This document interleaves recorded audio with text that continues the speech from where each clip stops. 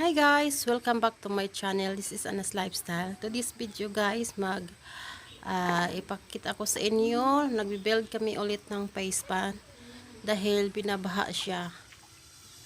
Ayan, so together my two brothers and here I am. Ayan, tumutulong din ako.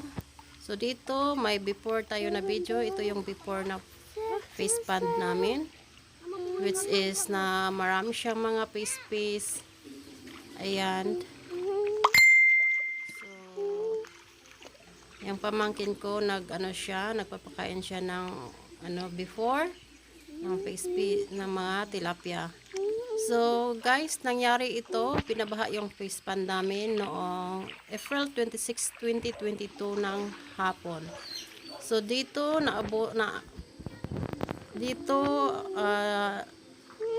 dumaan yung baha.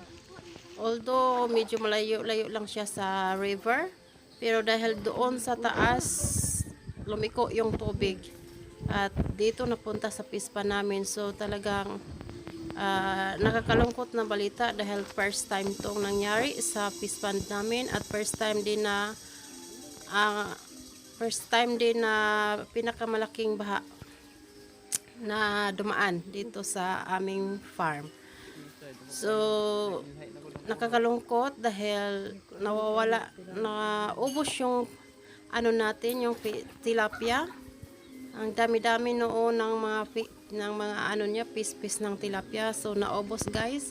So ngayon nag-try kaming i-build ulit yung pisma namin, but sad to say mayroon tayong natira na mga siyam na siguro na tilapia, but unfortunately naubos din dahil nasira yung yung pispa namin ulit. So ngayon wala na kaming tilapia guys. Ayan, nasayang yung yung effort natin, yung pagpakain natin. So hindi talaga natin malalaman kung kailan yung mga trahedya, no? So yes, wala tayong magawa. Mag-move on na lang tayo at hanap tayo ng ibang mapagkakitaan siguro, kasi baka pag tayo ulit ng pispan, baka dadaan naman yung baha, mawawala naman yung natin, mga inalagaan natin. So yan, hindi niya nakalasot man. Alright guys, hope you like this video. Give it a thumbs up and also share this video. And if you are new to my channel, please don't forget to subscribe, like and share, and please don't forget to leave the comment down below. Ayan. So thank you so much guys for watching.